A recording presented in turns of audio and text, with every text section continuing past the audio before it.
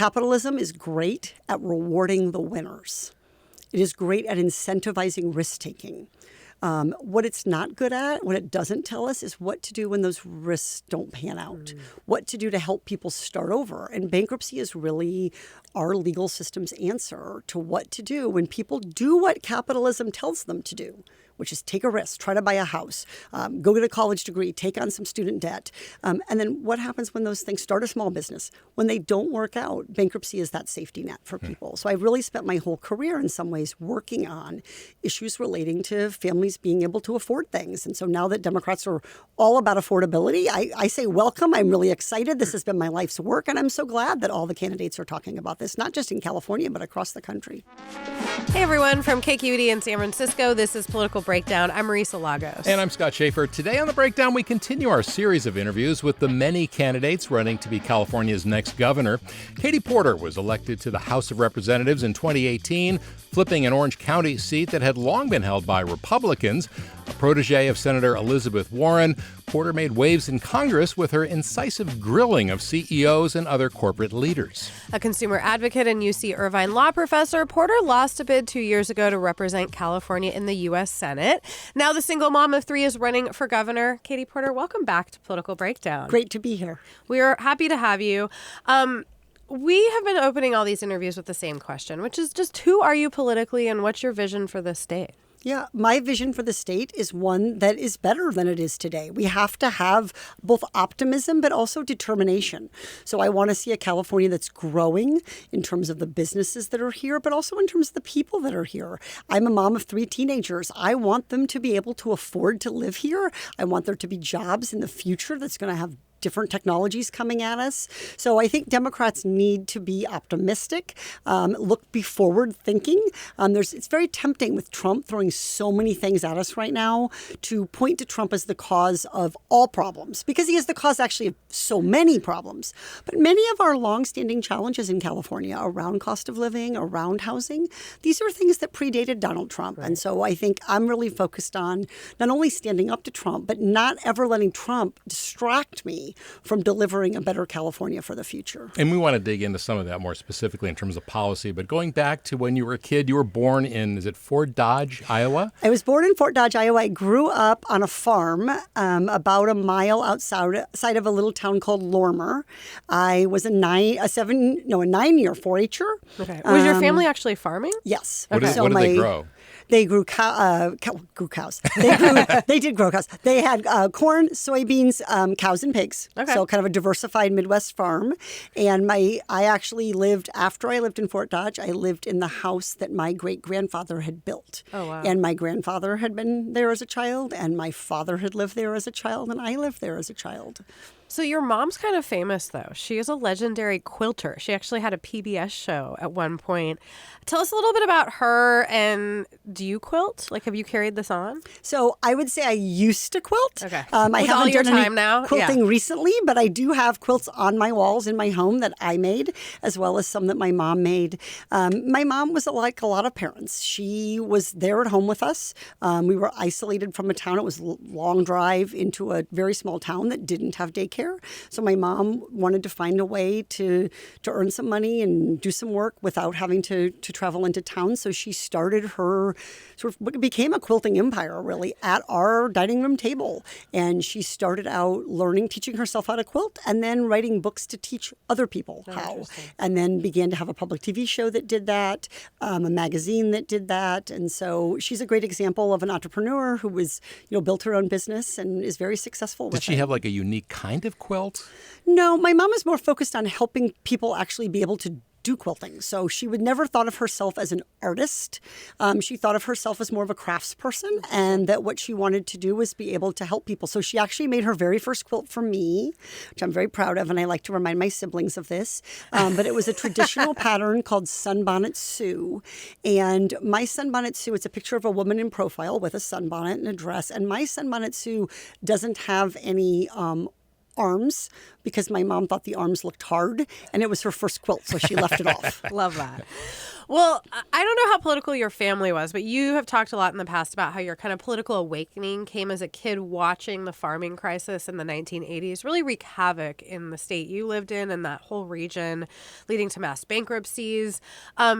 I guess, first of all, was your family personally affected, and what did you kind of take away from seeing that as a child? Yeah, my family was personally affected by the farm crisis. I don't know any family in the Midwest that wasn't. This was in the mid-'80s. We were fortunate not to have to declare bankruptcy, but that was only because my father had a college degree, was able to go to work in town. He actually went to work for the Farmers Home Administration doing loan workouts on fellow farmers. And a lot of what he had to tell people was, you can't keep doing this. There's not a path forward. And so we very slowly over time were able to, we lost the farm, but it was sort of a controlled, slow loss. I recently was looking through some things that belonged to my grandfather, and I found a bill of sale for a farm sale he had had in the 1940s when he had been unable to afford farming even then.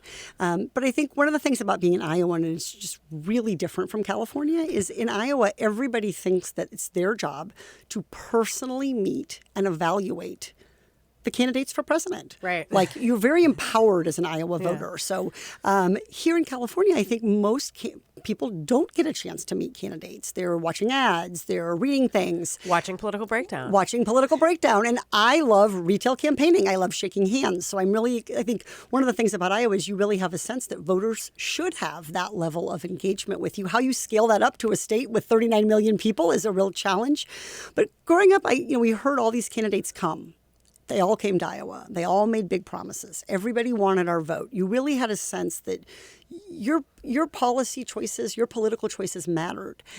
And then when the farm crisis hit, Democrats and Republicans forgot about us.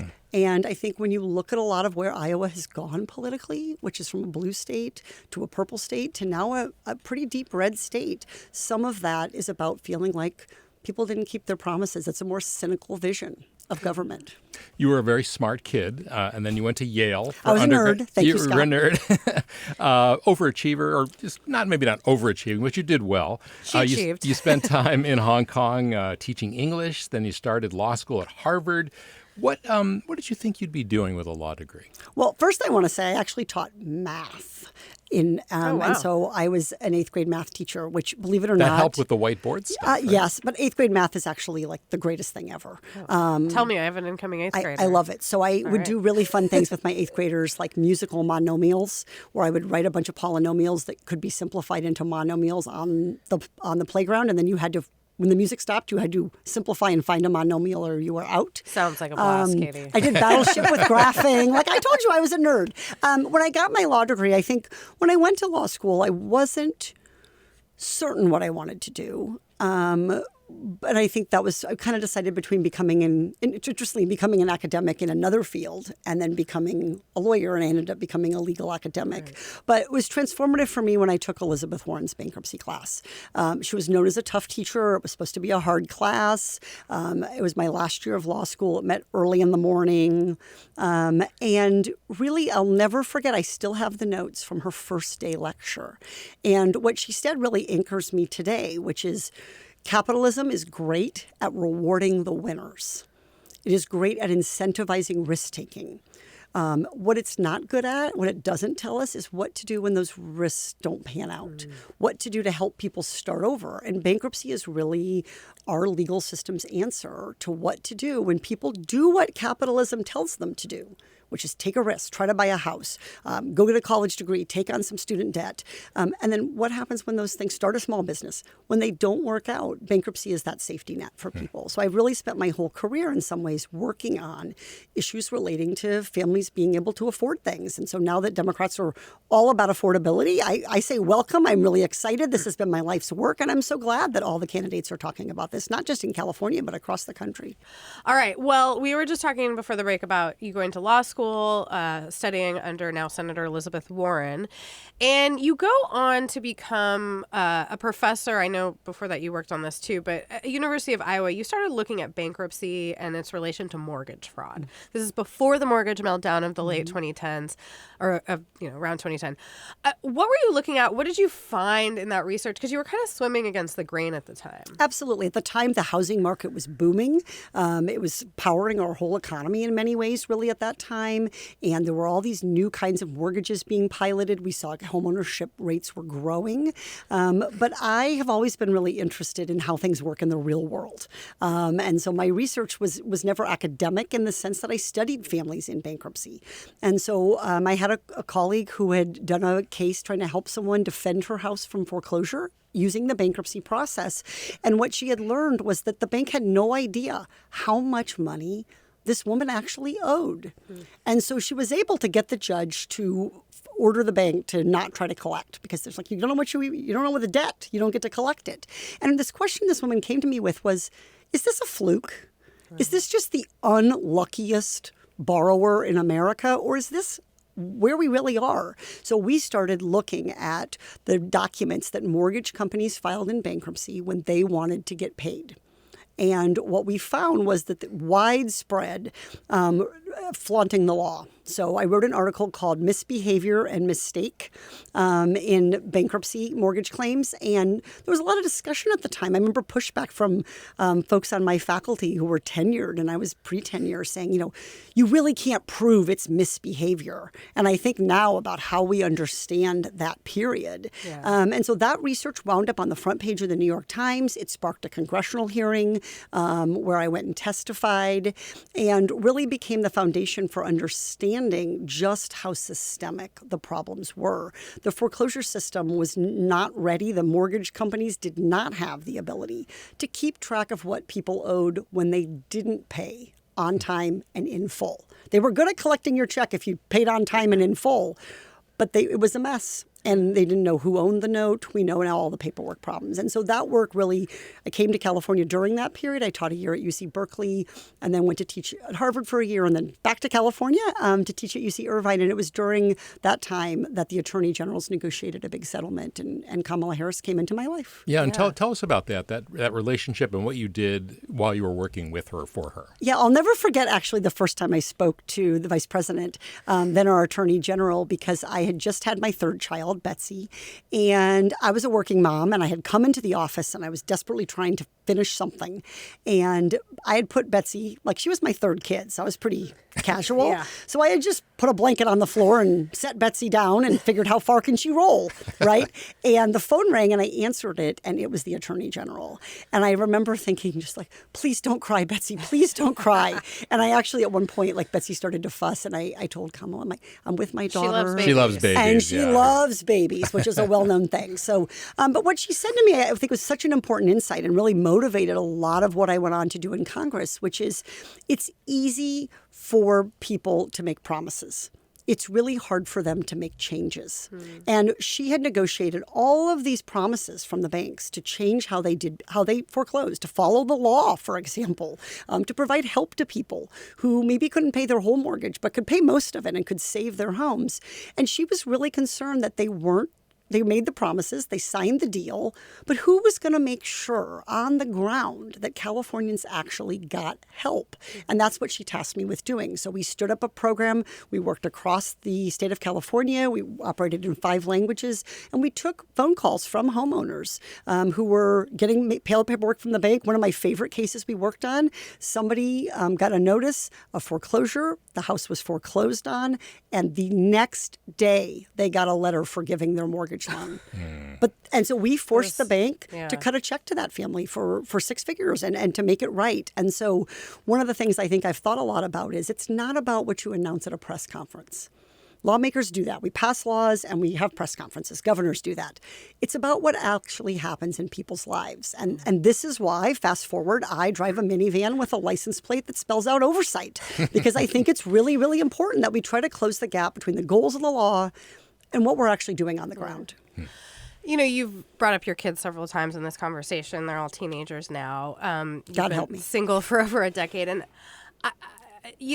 I wonder how you think about the trade-offs of being a mom and bringing your kids into the public life. I'm thinking in particular about when you were kind of forced in your first campaign to talk about some domestic violence allegations that had come out in court against your ex-husband. Like, how do you weigh that trade-off and think about it with your kids? Because this is, running for governor of the biggest state is pretty high profile. Yeah, I mean, there's definitely challenges for it. There's a loss of privacy. People question things and say things to you, often in the most helpful of spirits that are sometimes hard to hear. But I also see what my kids have absorbed. One of the things they've absorbed is that it is a civic duty to be an active citizen. What that looks like for them is going to be different than me. But I think they've absorbed that. They've also seen that we can do hard things and that we can make choices in life and figure out ways to get it done. When I first ran for Congress, there were no single parents serving. And the big discussion was, you just can't do it. How are you going to do it? And we did it. And as my daughter said, one of my favorite things my kids have ever said politically was, my daughter gave a speech at one of my elections, and she said, "You think Katie Porter's favorite tool is a whiteboard, but I know the truth. It's a crock pot." And that is so true. I used to get up at 4:30, 5 o'clock in the morning, put a meal in a crock pot, get in a car, go to LAX, fly to DC, and that was dinner that first night, right? And then I had something prepared for dinner for that second night. And then, and so it was a lot of stringing things together. But I talked with my kids about this run for governor. We really talked about it because I, knew I was going to be done with my time in Congress and really discussed it. And to my surprise, in some ways, they were all in. And they have stayed all in throughout this race. It's been a long race. It's been a wild race. Must be a little easier that they're a little older It's now. a little easier that it's older. I think they understand differently what's at stake. Yeah. But they also understand more, right? You can't shelter it from them as much. I mean, these people have Instagram accounts, so they see things. But I have been surprised again and again. Like, I remember talking to my son Paul about some of the policies I was rolling out about a month ago, and I talked with him about free tuition at UC and CSU and my plan for that. And he's 17. He plans to go to college, so I was like, he's going to love that. And he was like, okay, that sounds good, Mom. And then I said, and free childcare. And Paul was so excited by that policy, which I was like, you're 17. Like, you're like, don't get any ideas here. We're not going grandma style here yet, are we? And he said, no. He said, but Mom, free childcare, like, that is thousands of dollars. Like, if I had that, I could stay in California and have a family. He's 17 years old. He's thinking 10 and 15 years looking out at what life will be like in California. So, I think that forward-looking perspective is really, as I said, it's what anchors me in this race. So much of politics and getting things done is about relationships. And you got elected in 2018, and if memory serves, you would not commit during that campaign to voting for Nancy Pelosi for Speaker. You had a rather public dust-up. I believe I did commit to it, and I did actually vote for her. Okay. Yeah. I there were people who didn't, but I did. And she was fine with that, actually. She said, I just voted win. for her and committed to it. But you did there was a dust-up over committee assignments. I think the Oversight Committee, when you ran for the U.S. Senate, most of your colleagues in Congress from California supported your opponents. And in this race for governor, also, not a lot of your colleagues or former colleagues are supporting you. And if you get to become governor, you're in Sacramento, you have to work with folks who are, in the legislature. How do you go about building those relationships given, is there any relevance to, what's come before that which I just described? Yeah, I mean, I think this is one of the reasons that I launched over a year ago, so that I have had time to have conversations with people, get to know them, get to follow their legislation, see whether they got it passed, get to know their interests a little bit better. The governor's relationship with the legislature is really important. The governor's relationship with Congress and the congressional delegation is really important, especially as we think about how to stand up to Donald Trump. But you're absolutely right. Look, when I ran for Congress, I did things differently than they had been done before. I made the decision not to take corporate PAC money. And there were a handful of us who did that in 2018. It was really, really, I think, jarring to a lot of established people who had done that. It's corporate PAC money and corporate donations are a big part of the culture in Sacramento as well. So the fact that I'm not taking corporate money, I think, is always a little bit, people question. That's different than what I have always done. But I really think that we we need to kind of invigorate people's confidence in politics. I want Californians to understand that when I make a decision, it is because it's what I think is best for California. It is not about who my donors are. So my average contribution in this race is $68. The average contribution of, let's just take Eric Swalwell, is $1,800. I ran out of zeros to figure out Tom Steyer's average contribution. This is from himself, obviously. So I think that was a difference.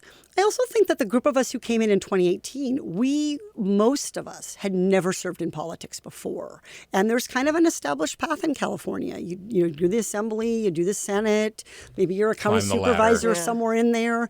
And I was part of a group of people who had never been in office before. And many of those folks are doing exactly what I'm doing. So Mikey Sherrill's new governor of New Jersey, Abigail Spanberger, new governor of Virginia, Deb Haaland, going to be the next governor of New Mexico.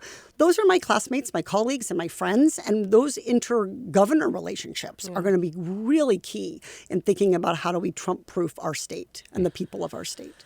I don't want to spend a lot of time on this, but the other thing that happened in the fall was a video surfacing of you kind of snapping at a staff member several years ago. And I just wonder, like, coming out of that, how do you sort of view it with the benefit of a little bit of hindsight in terms of the outcomes? Like, do you think it's affected your ability to connect with people or to build a team, or that it would in the future? And I guess I also wonder if you see any sort of genderedness in the way that some of the reaction to some of this stuff has played out. Yeah, I mean, I think it's caused people to ask me questions about both that video, but other questions about leadership, about how I work with others. And those are good and appropriate questions that we should be asking every governor's candidate. So I get those questions sometimes. I welcome them. And I think it's an important conversation to have. I apologized in that moment, as you know, and I'm really proud that staffer continues to work in politics. We worked together for 4 years after that video. So she's a friend. She's someone I'm really proud to say is still fighting for her values. I can't tell you what it's like to be a man in the world of politics. It does appear to at least require less makeup and shorter heels, but we've never had a woman governor in California. And really one of the things I sort of recently realized was the last time Democrats had a woman on the ballot, even for governor, on the general election, the November ballot, was 1994, Kathleen Brown. And I was in college then. And so that's a whole generation plus. That's 30-some years ago. My 30th reunion's coming up. So it's a long time since Californians have really had the opportunity to break that glass ceiling, to think about what women's leadership would look like and how we might emphasize different issues and how we might collaborate differently. Our colleague Guy Marzorati did a story a couple of weeks ago about how, the typical ladder or path to becoming governor is your lieutenant governor or attorney general, some other statewide office, an executive position. You haven't done that. And I'm wondering, what challenges do you think that could present? I mean, California's a big, complicated state, and you'd have to be running it, right? Yeah. So having had time to meet with so many people across the state and having conversations with people who've served under different governors, our current governor, Governor Brown, Governor Schwarzenegger, Governor Davis, these people are all, to a person, when I've called them up and I said, what do I need to think about? What are the pitfalls? What did you do well? What would you advise me to think about? Those have been invaluable conversations. So one of the things is, how are you going to set that cooperative, productive relationship with the legislature? That's an important thing to think about. Thinking about how are you going to work with boards of supervisors? About half of our counties, give or take, are Republican. Right. So when Sacramento says jump, they say no. So coming out of Orange County, I think, is also a big benefit.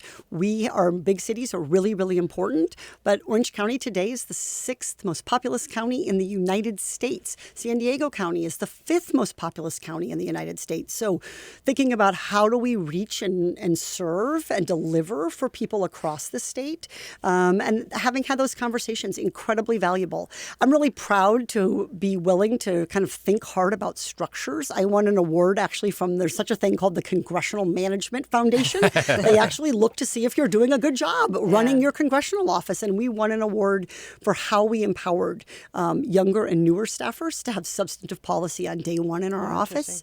The program I set up for Attorney General Kamala Harris won multiple awards for the innovation in how we delivered services to consumers. We're running short of time. I do want to ask about kind of a centerpiece of your policy platform, which is eliminating state income taxes for families making under $100,000, making the corporate tax structure, changing it to progressive. It's now a flat rate, regardless of revenue.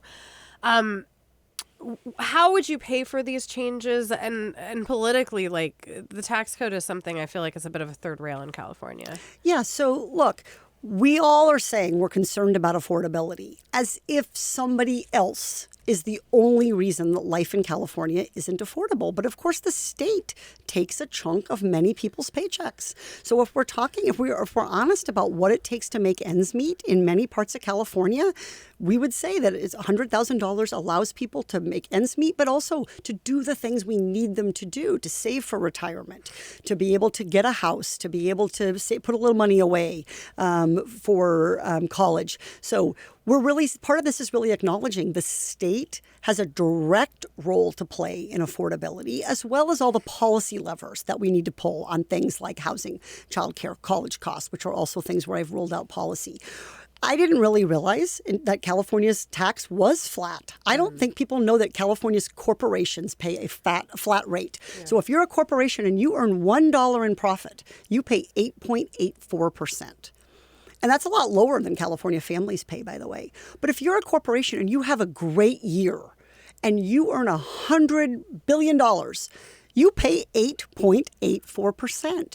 So we want to make, my proposal is very gradually for the corporations in their most profitable years, asking them to pay just a little bit more, 9.5, maybe 9.75, just in their best years would generate enough revenue to make up what we take in today from people who pay $100,000 and actually give me money left over to deliver on my promise of free college tuition. So you heard me say I'm a nerd. I taught math. I have whiteboarded this all out and bed deep in the bowels of the California Franchise Tax Board website, making sure that this is going to pencil. Yeah. All right. So we're almost at the end. We've been asking all of our candidates for governor the same ender question, which is, where would you take an out-of-state visitor to get a taste of California? And taste can be defined any way you want to. So I would actually say the Central Valley. And because it's such an underappreciated part of California, many Californians have never really spent time in the Central Valley. So I think, going in the summer, being able to take them to orchards to get peaches and nectarines and love that part. Love some of the dairies that we have there. I think that whole part of California as an agricultural powerhouse is just lost on a lot of us who live closer to the coast. That maybe is a little bit back to my agricultural I was gonna say, roots. Though, also some excellent food in places like Bakersfield and Fresno, Mexican, absolutely. Armenian. Have you been to Delano? Superior? I have a great Mexican restaurant in Delano that I like to go to. I'm heading to Bakersfield actually next week. I think this will be my 4th trip to Bakersfield. So I think that is part of how do we make all Californians, including those who maybe are going to vote Republican in this election, how do we make sure we have a governor who understands every part and pocket of California? And so that's a piece of California that I think is just underappreciated. We're known for our surf culture in our cities, but maybe we should be known for our peaches and almonds too. For sure. Katie Porter, UC Irvine law professor, candidate for governor. Thank you for being here today. Thank you. All right, that is going to be a wrap for Thursday, April 2nd. Political Breakdown is a production of KQED. Our engineer today is Jim Bennett. Our producers are Emiko Oda and Izzy Bloom. Our video team includes Matt Morales, Alex Tran, Jim McKee, and Vivian Morales. I'm Scott Schaefer. And I'm Marisa Lagos. We'll see you next time.